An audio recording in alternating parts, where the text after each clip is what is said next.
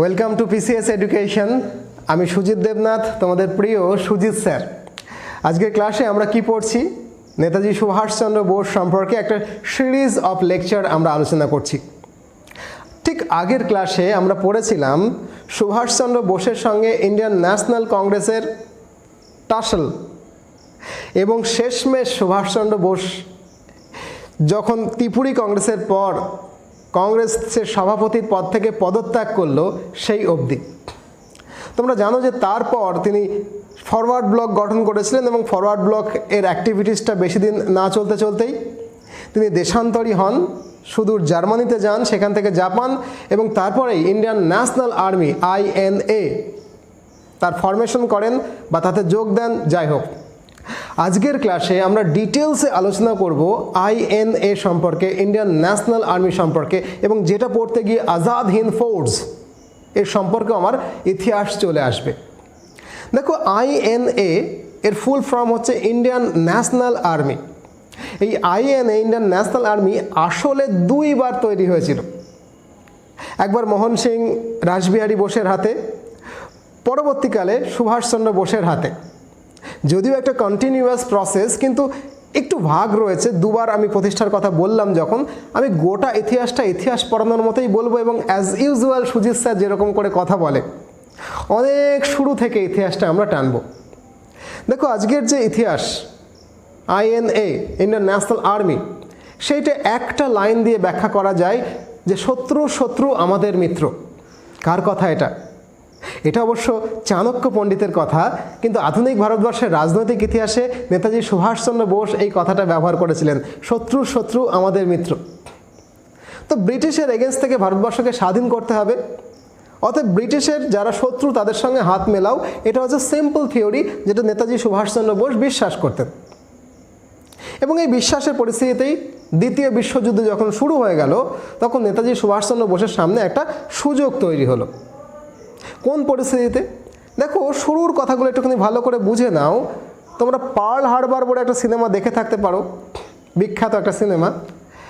Japan দ্বিতীয় বিশ্বযুদ্ধ চলাকালীন 7th of December 1941, 7th of December 1941 Japan দ্বিতীয় বিশ্বযুদ্ধ চলাকালীন অতর্কিত, অর্থাৎ কোনো রকম আঁচ না দিয়েই হাওয়াই দ্বীপে আমেরিকার একটা এয়ারবেস, সেই পার্ল হারবারকে আক্রমণ করে বসে। এবং এই আক্রমণের তীব্রতা, জাপানি আক্রমণের তীব্রতা এত বেশি তীব্র ছিল যে পার্ল হারবারে আমেরিকার সাংঘাতিক রকমের ক্ষতি হয়ে যায়। যদিও পরবর্তীকালে আমেরিকার ত্রাসে পড়ে জাপানের এই ব্যাপারটাই জাপানের জন্য কাল হয়ে যাবে, that is a different story. কিন্তু পার্ল হারবারটাকে দখল করে নেওয়া, হাওয়াই দ্বীপটাকে কন্ট্রোলে নিয়ে আসার পর অলমোস্ট ফুল সাউথ এশিয়া জাপানের কন্ট্রোলে চলে গেছিল। Almost on the entire South Asia within few week Japan সমগ্র দক্ষিণ এশিয়াকে কিন্তু দখল করে নিয়েছিল কয়েক সপ্তাহের মধ্যে। এবং এই দখল করে নেওয়ার পর তাদের উদ্দেশ্য নিশ্চয়ই চায়না ছিল, ভারত ছিল, মালয়েশিয়া ছিল। জাপানিদের উদ্দেশ্যটাও কিন্তু খুব সুন্দর ছিল না, খুব সৎ উদ্দেশ্য ছিল না। তারা আসলে ভারত, চীন, মালয়েশিয়া, সিঙ্গাপুর এই অঞ্চলগুলো থেকে ব্রিটিশ রাজকে সরিয়ে সেটাকে জাপানিজ কলোনি বানাতে সচেষ্ট ছিল। এটা তাদের মূল উদ্দেশ্য ছিল। এবং এই উদ্দেশ্য নিয়ে জাপান ব্যাংকক নামক একটা জায়গায়, তোমরা জানো সিঙ্গাপুরে ব্যাংককে IGHQ প্রতিষ্ঠা করে। IGHQটা কি? IGHQ হচ্ছে imperial general headquarters. IGHQ imperial general headquarters এর যিনি প্রধান ছিলেন তার নাম একজন মেজর, নামটা খুব জাপানিজ নাম, Fujiwara Iwaichi. Fujiwara Iwaichi, he is an Japanese major. তিনি ছিলেন chief of intelligence 15th army, 15 নম্বর আর্মির চিফ ইন্টেলিজেন্ট অফিসার, একজন মেজর। ফিউজিওয়ারার নেতৃত্বে এই IGHQ ইম্পেরিয়াল জেনারেল হেডকোয়ার্টার্স প্রতিষ্ঠা হয়েছিল। কোথায়? ব্যাংককে। যেহেতু ফিউজিওয়ারা এর নেতৃত্বে ছিলেন, সেই জন্য এটাকে বলা হতো ফিউজিওয়ারা কিরান অথবা F কিরান। এখন কথা হচ্ছে যে ব্যাংককে F কিরান এই ব্যাপারটা তৈরি করার উদ্দেশ্যটা কি? ফিউজিওয়ারার দায়িত্ব ছিল ইন্ডিয়ান ন্যাশনাল মুভমেন্টে যারা নেতৃত্ব করছে, চাইনিজ ন্যাশনাল মুভমেন্টে চাইনিজ যারা আন্দোলনকারী স্বাধীনতা সংগ্রামী তাদের সঙ্গে যোগাযোগ করা, ইন্ডিয়ান ইন্ডিপেন্ডেন্স মুভমেন্টে যে আন্দোলনকারীরা আন্দোলন করছে তাদের সঙ্গে যোগাযোগ করা, এবং অবশ্যই মালয়েশিয়ার সুলতানের সঙ্গে যোগাযোগ করা, যাতে করে তাদের সবাইকে ইংরেজদের এগেনস্টে লেলিয়ে দিয়ে সাউথ এশিয়াটাকে আমরা জাপানিজরা নিজেদের কন্ট্রোলে আনতে পারে। এই ফুজিওয়ারা দায়িত্ব পাওয়ার পর থেকেই ভারতীয় রাজনৈতিকবিদদের সঙ্গে যোগাযোগে সচেষ্ট হয়। ফিউজিওয়ারা প্রথম যে ব্যক্তির সঙ্গে যোগাযোগ স্থাপন করতে পারেন তিনি হলেন জ্ঞানী Pritam Singh. Who is this জ্ঞানী প্রীতম সিং? জ্ঞানী প্রীতম সিং একজন এক্স গাদারিয়ান, মানে গদর পার্টি সম্পর্কে আমি তোমাদেরকে একটা ফুল ভিডিও দিয়েছি। ওকে, এই এক্স গদরিয়ান অর্থাৎ গদর পার্টির একজন বিপ্লবী, তার সঙ্গে ফিউজিওয়ারার কিন্তু একটু যোগাযোগ হয়। জ্ঞানী প্রীতম সিং যিনি একজন গদর পার্টির বিপ্লবী ছিল, তার বন্ধু ছিলেন বন্ধু গুরুবক্স সিং। গুরুবক্স সিংয়ের সঙ্গে খুব ভালো পরিচয় ছিল মোহন সিংয়ের। এখন এই মোহন সিংকে, মোহন সিং হচ্ছে প্রিজনার অফ আর্মি, অর্থাৎ ব্রিটিশদের একজন মেজর উচ্চপদস্থ অফিসার, সামরিক অফিসার, যারা 40,000 সেনা সমেত বিভিন্ন ওয়ার ফিল্ড থেকে, ব্যাটল ফিল্ড থেকে জাপানিজদের হাতে বন্দী হয়ে যুদ্ধবন্দী অবস্থায় জাপানে রয়েছে। তো ফুজিওয়ারা জ্ঞানী প্রীতম সিংকে, জ্ঞানী প্রীতম সিং তার বন্ধু গুরুবক্স সিংকে এবং গুরুবক্স সিং মোহন সিংকে কনভিন্স করে যে যদি মোহন সিংরা চায় এই 40,000 ভারতীয় বাহিনী নিয়ে ব্রিটিশ সরকারের এগেনস্টে যুদ্ধ করে ভারতবর্ষকে স্বাধীন করতে, তাহলে জাপান তাদেরকে সাহায্য করতে রাজি। অর্থাৎ মোহন সিংকে কনভিন্স করে ফেলে ফুজিওয়ারা যে তারা যারা জাপানের হাতে বন্দি সৈন্য, তারা ভারতবর্ষের ব্রিটিশ রাজের এগেনস্টে যুদ্ধ করবে, দ্বিতীয় বিশ্বযুদ্ধে যোগ দেবে, জাপান তাকে পূর্ণ সহযোগিতা করবে। এখন তার ফলে কি হলো, মূলত মোহন সিং একজন এক্স ব্রিটিশ সামরিক নেতা, জেনারেল, যিনি কিনা ওয়ার অফ প্রিজনার ছিলেন জাপানের কাছে, জাপানের হাতে 40,000 মতো বন্দী ভারতীয় সেনাদের নিয়ে তিনি ফার্স্ট গঠন করলেন INA, ইন্ডিয়ান ন্যাশনাল আর্মি। এখন ইন্ডিয়ান ন্যাশনাল আর্মির প্রধান সর্বাধিনায়ক কে হলেন প্রথম? তিনি হলেন মোহন সিং, ক্যাপ্টেন মোহন সিং। অতএব এটা কিন্তু একবার প্রতিষ্ঠিত হলো। আরেকবার নেতাজি সুভাষচন্দ্র বোসের নেতৃত্বে হবেন, সেটা পরে বলছি, দ্বিতীয়বার। মোহন সিংয়ের সঙ্গে ফিউজিওয়ারা এবং জাপানিজ গভর্নমেন্টের সম্পর্ক প্রথম দিকে তো খুব ভালো ছিল, কিন্তু তারা যে বলেছিল যে ব্রিটিশ গভর্নমেন্টের এগেনস্টে যুদ্ধ করে ভারতকে স্বাধীন করতে হবে, এই জায়গা থেকে তারা ক্রমশ স্বীকৃতিটা দিতে চাইছিল না। মূলত মোহন সিং কিছুদিনের মধ্যেই বুঝতে পারলো জাপানিজদের আসল উদ্দেশ্যটা আসলে ভারতবর্ষকে স্বাধীন করা নয়। তারা এই 40,000 বাহিনীর ট্রুপটাকে জাপানিজরা নিজেদের যুদ্ধে ব্রিটিশদের এগেনস্টে ব্যবহার করবে, এবং আসল উদ্দেশ্যটা বোধহয় ভারতকে জাপানিজ কলোনি বানিয়ে নেওয়া। অর্থাৎ এই বোধটা যখন মোহন সিংয়ের এলো, তখন কিন্তু মোহন সিং তার জায়গা থেকে পদত্যাগ করলেন। আর মোহন সিং পদত্যাগ করলেই 29শে ডিসেম্বর 1942 সালে জাপান মোহন সিংকে গ্রেপ্তার করলো এবং তাকে জেলে দিয়ে দিল। ওয়ার অফ প্রিজনার যেমন ছিল তেমন দিয়ে দিল। এই সময় জাপানিজরা কিন্তু আবার এই যে ইন্ডিয়ান ন্যাশনাল আর্মি যেটা ফর্ম হয়েছিল সেইটাকে মুভ করার জন্য খুব সচেষ্ট হলো, এবং এই সময় থেকে তারা ক্রমশ বুঝতে পারছে যে না, ওই রকমভাবে ভারতীয়দেরকে যদি বলি যে না হ্যাঁ আমরা তোমাদের স্বাধীনতা যুদ্ধে সাহায্য করব, কিন্তু না যদি করি তাহলে কি বিশ্বাস ভাঙা হয়ে যাবে, ভারতীয়রা কোনোদিনই জাপানিজদের পক্ষে আসবে না। সেই সময় কিন্তু জাপানিজদের অবস্থাও একটুখানি খারাপের দিকে যাচ্ছে, তার কারণ আমেরিকা যুদ্ধে যোগ দিয়ে দিয়েছে। পার্ল হারবার আক্রমণ করে যে ভুলটা জাপান করেছিল তার খেসারত কিন্তু দিতে হচ্ছে। সেই জন্য ব্যাংককে একটা কনফারেন্স হয়। কনফারেন্সটা কার সঙ্গে হয়? রাসবিহারী বোসের সঙ্গে হয়। রাসবিহারী বোস তোমরা জানো ভারতবর্ষে একটা মানে খুব উঁচু মানের বিপ্লবী নেতা। তিনি কিন্তু গঠন করেছিলেন ইন্ডিয়ান ইন্ডিপেন্ডেন্স লীগ। এই ইন্ডিয়ান ইন্ডিপেন্ডেন্স লীগের সঙ্গে ব্যাংককে জাপানিজদের একটা কনফারেন্স হয়।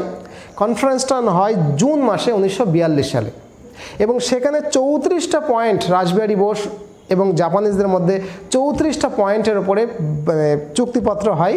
সেই চুক্তির প্রত্যেকটা জায়গাতেই বলা হয় যে না, অ্যাকচুয়ালি তাদেরকে ভারতবর্ষের স্বাধীনতা আন্দোলনে সাহায্য করা, ব্রিটিশ বিরোধী আন্দোলনে যুদ্ধে সাহায্য করা জাপানিজরা একমত এবং তারা করবে। এখন এই যে ইন্ডিয়ান ন্যাশনাল লীগ, যেটা রাসবিহারীর নেতৃত্বাধীন ছিল, তার সাবঅর্ডিনেট হিসাবে, তার নিচের সেনাবাহিনী হিসাবে কাজ করবে INA, ইন্ডিয়ান ন্যাশনাল আর্মি। অতএব ইন্ডিয়ান ইন্ডিপেন্ডেন্স লীগ, তার সর্বাধিনায়ককে রাসবিহারী বসু, তার সেনাবাহিনী বা আর্মি হিসাবে কাজ করবে কে করবে বলো? Indian national army. তাহলে মোহন সিংকে গ্রেপ্তার করেছে, তাহলে এইবার ইন্ডিয়ান ন্যাশনাল আর্মিটা দেখো চলে এলো কার আন্ডারে? রাসবিহারী বোসের আন্ডারে চলে এলো। এই সময় ক্লিয়ার হলো রাসবিহারী বোসের সঙ্গে চলে আসার পরে তুমি বলতে পারো এটা সেকেন্ড টাইম ইন্ডিয়ান ন্যাশনাল আর্মির প্রতিষ্ঠিত হলো। দেখো প্রতিষ্ঠিত তো আগেই ছিল, কিন্তু এবার রাসবিহারী বোসের আন্ডারে এলো, এবার নেতাজি সুভাষ বোসের আন্ডারে আসবে, পরে বলছি। এখন বুঝতেই পারছো এই সময় বেশিরভাগ নেতাই যারা ইন্ডিয়ান ন্যাশনাল লীগের ইন্ডিপেন্ডেন্স লিগে ছিল তারা কিন্তু সরে যায় রাসবিহারী বোসের থেকে। তারা স্পষ্ট বুঝতে পারে যে জাপানিজদের উদ্দেশ্য খুব একটা ভালো নয়, তারা কিন্তু বিট্রে করবে, ভারতবর্ষের দখল নেওয়া উদ্দেশ্য তাদের, ভারতীয়দের সাহায্য করা তাদের মোটেও উদ্দেশ্য নয়। কিন্তু শেষ অবধি রাসবিহারী বোস ডিসেম্বর 1942 থেকে ফেব্রুয়ারি 1943 সাল পর্যন্ত, মানে যতদিন না নেতাজি সুভাষ বোস আসছেন ততদিন এই ইন্ডিয়ান ইন্ডিপেন্ডেন্স লীগ এবং ইন্ডিয়ান ন্যাশনাল আর্মিতে ধরে রাখেন। 15th of February 15ই ফেব্রুয়ারি 1943 সালে ইন্ডিয়ান ন্যাশনাল আর্মির পদে কে ছিলেন? প্রধান যিনি ছিলেন lieutenant colonel MZ Kiran. Chief general staff কে ছিলেন? চিফ জেনারেল স্টাফ হলেন লেফটেন্যান্ট কর্নেল শাহনওয়াজ খান এবং মিলিটারি সেক্রেটারি হলেন মেজর PK সেহগাল। তাহলে বুঝতে পারছো যে ফেব্রুয়ারি মাস অবধি রাসবিহারী বোস এটাকে ধরে রেখেছিলেন। 15th of February এটা পুরো দমে একটা আর্মি হয়ে গেল এবং ভারতের এগেনস্টে, ব্রিটিশদের এগেনস্টে যুদ্ধ হবে। তার জন্য পদে বসলো কে? মাথার ওপরে থাকলেন ইন্ডিয়ান ইন্ডিপেন্ডেন্স লীগের মাথায় থাকলেন রাসবিহারী বসু। ইন্ডিয়ান ন্যাশনাল আর্মিটা, রাসবিহারী বসু তো বুঝতে পারছো মিলিটারি ব্যাকগ্রাউন্ড তো নয়, তিনি সরকারের প্রধান হিসেবে থাকলেন, লীগের প্রধান হিসেবে। আর মিলিটারি যেটা আর্মি, ইন্ডিয়ান ন্যাশনাল আর্মি, তার প্রধান হলেন কে? Lieutenant colonel MZ Kiran. Chief secretary of staff হলেন লেফটেন্যান্ট কর্নেল শাহনওয়াজ খান এবং মিলিটারি সেক্রেটারি হলেন মেজর PK সেহগাল। অর্থাৎ এই সময় 15th of February 1943 পর থেকেই ইন্ডিয়ান ন্যাশনাল আর্মি কিন্তু মোটামুটি একটা ফরম্যাটে এলো, এই জন্য এটাকে সেকেন্ড ফাউন্ডেশন আমি বলছি। এবং এই সময় কিন্তু তারা ভারতবর্ষে আক্রমণের জন্য প্রস্তুতি নিচ্ছিল। কিন্তু সেই সময় জাপানিজরা বুঝতে পারলো যে শাহনওয়াজ খান, রাসবিহারী বসু এরা কিন্তু মাস লিডার নয়। অর্থাৎ এরা যদি 40,000-এর বাহিনী নিয়ে ভারত আক্রমণও করে, ভারতের আপামর জনগণ, ভারতীয়রা ভেতর থেকে কিন্তু ভারতীয়রা এই বাহিনীকে সমর্থন করবে না। অর্থাৎ আমাদের কাছে তো বাহিনী রেডি আছে, কিন্তু বাহিনীর এমন একজন মুখ চাই যে মুখটাকে মানুষ গ্রহণ করবে, যে ইনি ভারতবর্ষকে স্বাধীন করবার জন্য আসছেন, একটা সর্বভারতীয় মুখ, যেটা আপামর ভারতবাসী তাকে চেনে, পরিচিত মুখ, তাকে সমর্থন করবে, অর্থাৎ জাপানিজদের সমর্থন করবে। ওটা জাপানিজ আর্মি ভাববে না, বিশ্বাসযোগ্যতার জায়গা তৈরি হবে। তো এই সময় ভারতবর্ষের ইতিহাসে ঘটনাক্রমগুলো তোমাদের আগের ক্লাসে আমি পড়িয়েছি। 1939 সালে ত্রিপুরী কংগ্রেসে কী হয়েছে? ত্রিপুরী কংগ্রেসে নেতাজি সুভাষচন্দ্র বোস, যিনি আগেরবার কংগ্রেস প্রেসিডেন্ট ছিলেন, দ্বিতীয়বার প্রেসিডেন্ট নির্বাচিত হলেন অনেক ভোটেই। তা সত্ত্বেও গান্ধীজির সঙ্গে মনোমালিন্য হওয়াতে তাকে কংগ্রেসের সভাপতি পদ ত্যাগ করে ফরওয়ার্ড ব্লক গঠন করতে হয়েছে, অর্থাৎ তিনি তার কর্তৃত্বটাই হারিয়েছেন। তো জাপানিজরা কিন্তু এই সুযোগটা চাইছিল। জাপানিজ গোয়েন্দারা কিন্তু সুভাষ বোসের সঙ্গে যোগাযোগ করতে শুরু করে দেয় সেই সময় থেকে। তো এই সময় থেকে জাপানিজ গোয়েন্দারা, জার্মান গোয়েন্দারা সুভাষ বোসের সঙ্গে এই ঘোট পাকাচ্ছে, এটা টের পাওয়ার পরে, অথবা ওই অভিযোগে নয়, কিন্তু সামনের অভিযোগটা কী করা হলো যে ফরওয়ার্ড ব্লকের অ্যাক্টিভিটিসের জন্য তাকে জেলে দিয়ে দিল। আসলে কিন্তু যে ঘোট পাকাচ্ছে এটা ব্রিটিশরা কিন্তু টের পাচ্ছিল। ফরওয়ার্ড ব্লকের কার্যকলাপের জন্য নেতাজি সুভাষ বোসকে জেলে দিয়ে দিল এবং জেলে যাওয়ার পর তিনি অনশন করতে শুরু করলেন যে আমাকে কেন তুমি নিয়েছো। অসুস্থ হয়ে পড়লেন এবং অসুস্থ হওয়ার জন্য জেলের মধ্যে যদি নেতাজি সুভাষচন্দ্র বোস অসুস্থ হয়ে মারা যায় তো ধুম মাচে যাবে না গোটা ভারতবর্ষে, ইংরেজ বিপদে পড়ে যাবে। সেই জন্য তাকে করলো কি, ছেড়ে দিয়ে বাড়িতে অন্তরীণ রাখলো। বাড়িতে নজরবন্দি করে রাখলো। তো সেই ইতিহাস তোমরা অন্য একদিন পড়বো, অথবা তোমরা Netaji Subhash Chandra Bose the forgotten hero এই সিনেমাটা দেখে নিও। সাংঘাতিক একটা রোমাঞ্চকর একটা ব্যাপার, বাড়ি থেকে কী করে পালাচ্ছে ভাইপোকে নিয়ে, তারপরে সেখানে কি করবে, কাবুল হয়ে, আফগানিস্তানের কাবুল হয়ে ওই ভেতর দিয়ে, মধ্য এশিয়ার ভেতর দিয়ে জার্মানিতে গিয়ে, ইউরোপ হয়ে জার্মানিতে গিয়ে পৌঁছবে। এবং জার্মানিতে পৌঁছে 1942-43 নাগাদ, 41 নাগাদ উনি পালান কবে থেকে ইন্ডিয়াতে, উনি ইন্ডিয়া থেকে পালান 1941 সালের জানুয়ারি মাসে। এবং 1941 সালের জানুয়ারি মাসে পালিয়ে উনি কাবুল হয়ে, আফগানিস্তানের কাবুল হয়ে, মধ্য এশিয়া হয়ে ইউরোপের জার্মানিতে গিয়ে উপস্থিত হন এবং হিটলারের সঙ্গে সাক্ষাৎ করেন। হিটলার এই সময় কিন্তু সুভাষচন্দ্র বোসকে কোনো রকম, প্রথম দেখাতেই কোনো রকম সাহায্য করতে রাজি হননি। তিনি বলেছিলেন, ঠিক আছে আমার মোরাল সাপোর্ট তো রয়েছে, কিন্তু এই মুহূর্তে জার্মানি সুভাষচন্দ্র বোসকে ব্রিটিশের এগেনস্টে কোনো রকমের সাহায্য করতে পারছে না। তো যদি সিনেমাটা দেখে থাকো, দেখো জার্মানি থেকে সাবমেরিনে করে, বুঝতে পারছো তখন একটা উত্তাল ব্যাপার, দ্বিতীয় বিশ্বযুদ্ধ চলছে, রোজ সাবমেরিন ডুবছে, জাহাজ ডুবছে, বোম পড়ছে, মিসাইল ছোড়া হচ্ছে, বোম রাখা হয়েছে সমুদ্রের মধ্যে, ব্লাস্ট হচ্ছে। এই রকম একটা দুর্যোগপূর্ণ পরিস্থিতিতে জার্মানি থেকে ডুবোজাহাজে করে জীবনের ঝুঁকি নিয়ে উনি জাপানে এসে পৌঁছলেন, টোকিও, আবার এশিয়াতে এসে পৌঁছলেন টোকিওতে জুন মাসের 1943 সালে। টোকিওতে আসার পর তিনি জাপানিজ যিনি প্রাইম মিনিস্টার 1943 সালে জুন মাসে, তার সঙ্গে মিট করলেন। তোজো সেই সময় ছিলেন জাপানিজ প্রাইম মিনিস্টার, এবং জাপানিজ প্রাইম মিনিস্টার বললেন, yes mister Bose, I have full support, আপনার জন্য তো সব কিছু রেডি আছে, আপনি ইংরেজের এগেনস্টে শুধু যুদ্ধটা ঘোষণা করে দিন। জুলাই মাসে 1943 সালে ইন্ডিয়ান ইন্ডিপেন্ডেন্স লীগ, যার দায়িত্বে ছিলেন রাসবিহারী বসু, তার হাত থেকে দায়িত্বটা শিফট করিয়ে দিলেন সুভাষচন্দ্র বোসের হাতে। এবং সুভাষচন্দ্র বোস একটা সরকার গঠন করলেন যার নাম হলো আজাদ হিন্দ সরকার। ইন্ডিয়ান ইন্ডিপেন্ডেন্স লীগ আর থাকলো না, সরকারই গঠিত হয়ে গেল যার নাম হলো আজাদ হিন্দ সরকার। এই আজাদ হিন্দ সরকার ডিক্লেয়ার করার পর জাপান, জার্মানি, ইতালি এরা কিন্তু সবাই মিলে ইন্টারন্যাশনালি এই সরকারকে স্বীকৃতি দিল। 1944-এর মে মাসে আজাদ হিন্দ ফোর্স, যেটা আসলে ইন্ডিয়ান ন্যাশনাল আর্মি, তার নাম পাল্টে দিলেন আজাদ হিন্দ সরকার, আর ইন্ডিয়ান ন্যাশনাল আর্মিটা তখন নাম পাল্টে হয়ে গেল আজাদ হিন্দ ফোর্স। আজাদ হিন্দ ফোর্স কিন্তু ভারতে মুভ করতে শুরু করলো জাপান থেকে ওই দিকটা হয়ে, এবং তারা প্রথম নাগাল্যান্ড এর কোহিমা জয় করে নিল। নাগাল্যান্ডের কোহিমা জয় হলো 1944 সালের মে মাসে। জয় হওয়ার পরে কোহিমাতে Netaji Subhash Chandra Bose first time in the soil of India তিরঙ্গা ওড়ালেন, এবং সেখান থেকে তিনি ইম্ফল প্লেন মানে পাহাড় থেকে একটু নিচে, কোহিমা তো পাহাড়ের ওপরে, ইম্ফল প্লেনের দিকে মার্চ করে আসতে শুরু করলেন।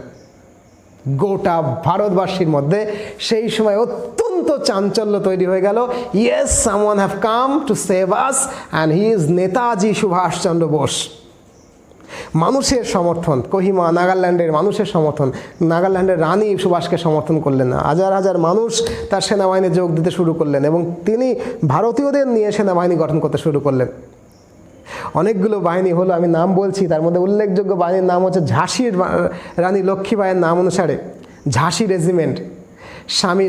লক্ষ্মী স্বামীনাথন বলে একজন সোলজার, মেজর, তাকে নেতৃত্ব করছিলেন। এটা ছিল এশিয়ার প্রথম ওমেন রেজিমেন্ট। এই সময়ে বার্মাতে 4th of July 1944 সালে, 4th of July 4ই জুলাই 1944 সালের 4th of July বার্মাতে Netaji Subhash Chandra Bose সেই বিখ্যাত রাজনৈতিক স্লোগানটা বলেছিলেন, give me blood and I shall give you freedom. তোমরা আমাকে রক্ত দাও, আমি তোমাদেরকে স্বাধীনতা দেব। এই কথা ভারতবর্ষের ইতিহাসে, ভারতবাসীর বুকে আগুন ধরিয়ে দিয়েছিল। ইয়েস, রক্ত দিতে হবে, নইলে স্বাধীনতা পাওয়া যাবে না। আজাদ হিন্দ গভর্নমেন্ট, ভারতবর্ষের মাটি তখন তাদের সরকার, দিল্লি চলো বলিনি, সেইখানে তারা কারেন্সি তৈরি করলেন, পোস্টাল স্ট্যাম্প তৈরি করলেন, কোর্ট তৈরি করলেন, সিভিল কোড তৈরি করলেন, এবং এই সরকারকে রিকগনাইজ করছেন কারা? জার্মানি, জাপান, ইটালি, যারা আমেরিকা ব্রিটিশের এগেনস্টে। এই সময়ের মধ্যে 44 সালে তোমরা জানো যে জাপান আন্দামান এবং নিকোবর দ্বীপপুঞ্জ দখল করেছিল, এবং তার সেই দখল করার পরে যে আন্দামান নিকোবর দ্বীপপুঞ্জের নেটিভ যারা, তাদের উপরে জাপানিজ সৈন্যরা কিন্তু অত্যাচার চালাচ্ছিল। সুভাষচন্দ্র বোস নিকোবর এবং আন্দামান ভিজিট করেন 1944 সালে, এবং ভিজিট করার পরে তাদের অনুরোধ করেন যে জাপানিজদের, আপনারা এই দেশের, আমাদের দেশের লোকের উপরে কেন অত্যাচার করছেন, লিভ ইট। জাপানিজরা বোঝে এবং আন্দামান এবং নিকোবর দ্বীপপুঞ্জকে সুভাষচন্দ্র বোসের হাতে দিয়ে দেয়। সুভাষচন্দ্র বোস তার নাম পাল্টে রাখে স্বরাজ দ্বীপ এবং শহীদ দ্বীপ। আন্দামান এবং নিকোবর দ্বীপপুঞ্জের নাম যথাক্রমে পাল্টে রাখে স্বরাজ দ্বীপ এবং শহীদ দ্বীপ। তার মানে আন্দামান নিকোবর দ্বীপপুঞ্জ কিন্তু আজাদ হিন্দ বাহিনীর পক্ষে মাটি হয়ে গেল, মানে সেটাও কিন্তু তার রাজত্বের, তার রাষ্ট্রের মধ্যে পড়ে গেল। এই সময় প্রচুর মানুষ তার সঙ্গে যোগ দিচ্ছিল। Nehru brigade, Gandhi brigade, Azad brigade, Netaji Subhash Chandra brigade, এটা যদিও সৈন্যদের ইচ্ছা অনুযায়ী করেছিলেন। বিভিন্ন রাজনৈতিক ন্যাশনাল লেভেলে যারা স্বাধীনতা সংগ্রামী, তাদের নামে এক একটা ব্রিগেড তৈরি হয়েছিল। Gandhi brigade, Nehru brigade, Maulana Azad brigade, Netaji brigade. এবং এই সময় থেকে নেতাজি সুভাষচন্দ্র বোস ভারতীয় জনমানসে তাদের একাত্ম তৈরি করতে, আজাদ হিন্দ ফোর্সকে সমর্থন করবার জন্য বক্তৃতা করতে শুরু করেন। এইরকমই একটা সময় 6 জুলাই 1944 সাল সিঙ্গাপুর রেডিও থেকে তিনি ভাষণ দিচ্ছিলেন। সেই ভাষণ চলাকালীন গান্ধীজিকে তিনি ফাদার অফ নেশন বলে রিকগনাইজ করেন ফর দ্য ফার্স্ট টাইম। তিনি জাতির জনক, এবং তিনি ব্লেসিং আশা করেন, বলেন আমাকে হে জাতির জনক, আজাদ হিন্দ ফোর্সকে আপনি আশীর্বাদ করুন, আপনার আশীর্বাদের হাত আজাদ হিন্দ বাহিনীর সমস্ত সৈন্যের মাথায় থাকুক। গান্ধীজিও একটু দুর্বল হয়েই গেছিল, বুঝেছো, যদিও গান্ধীজি বুঝলেন যে না, জাপানিজদের উদ্দেশ্য ঠিক নয়, ঠিক কি ভুল জানি না। আসলে নেতাজি সুভাষচন্দ্র বোস ভারতবর্ষের ইতিহাসে মহাভারতের কর্ণের মতো, তার সমস্ত প্রতিভা ছিল, দেশ স্বাধীন করার ক্ষমতা ছিল, অনেকটা পথ এগিয়েও গেছিলেন, কিন্তু পারেননি। এই সময় আমেরিকা প্রচণ্ড দাপটের সঙ্গে যুদ্ধ করছে, জাপানিদের অবস্থা ক্রমশ খারাপ হচ্ছে। জাপানের হিরোশিমা, নাগাসাকিতে দুটো পরমাণু বোমা বিস্ফোরণ হয়ে গেছে। জাপান আমেরিকার সামনে হাঁটু মুড়ে বসে পড়েছে। Indian national Army, Azad Hind force, Subhash Chandra বোসের দিল্লি চলো যে ডাক, তার যে আক্রমণ, তার সমস্ত বৃথা হয়ে যায়। যুদ্ধবন্দী হয়ে যেতে পারেন, ব্রিটিশ সৈন্যের হাতে ধরা পড়ে যেতে পারেন। এই ভয়ে দলকে, সেনাবাহিনীকে নতুন করে সংঘবদ্ধ করার জন্য তিনি বিমানে উঠেছিলেন, এবং বিমানে উঠে কোথায় যান, কিভাবে মারা যান, তার ইতিহাসটা তো আজও অজানা। পরবর্তীকালে জানো যে জাপান ফল করে যাওয়ার পরে আজাদ হিন্দ ফোর্সের সমস্ত সেনা ব্রিটিশদের কাছে আত্মসমর্পণই করে, এবং সেই সেনাকে নিয়ে এসে দিল্লির লাল কেল্লায় the great trial against Indian national Army শুরু হয়। বিচারে অনেকের ফাঁসি হয়, ইত্যাদি ইত্যাদি হয়। এই ব্যর্থতার ইতিহাস, সেই ট্রায়ালের ইতিহাসটা আমরা পরের নেক্সট ক্লাসে পড়ব। So this is a long story I told you my dear. যদিও গল্প কথা আর অনেক বলা যেত, কিন্তু ইনফরমেশনসগুলোই ইম্পর্ট্যান্ট। তোমরাও নিজেরা বই পড়ো এবং গল্পগুলোকে মাথার মধ্যে সাজাও। আজকের ক্লাসটা এই পর্যন্তই। যদি ভালো লাগে ভিডিওটা লাইক করো, কমেন্ট করতে ভুলো না। আর WBCS-এর জন্য নতুন ব্যাচ আমাদের শুরু হয়েছে, সেই ব্যাচে যদি জয়েন করতে চাও তাহলে এখানে যে ফোন নাম্বার আসছে সেই ফোন নাম্বারে ফোন করে আমাদের সেক্রেটারিকে জিজ্ঞেস করো যে কীভাবে সুজিত স্যারের নতুন WBCS ব্যাচে জয়েন করা যাবে। সেখানে আরও টিচাররা কিন্তু রয়েছে, তারাও পড়াবেন। খুব ভালো থাকো, ভীষণ ভালো থাকো। খুব শীঘ্রই আবার নতুন ভিডিও নিয়ে তোমাদের সঙ্গে দেখা হচ্ছে। আপাতত এই পর্যন্তই।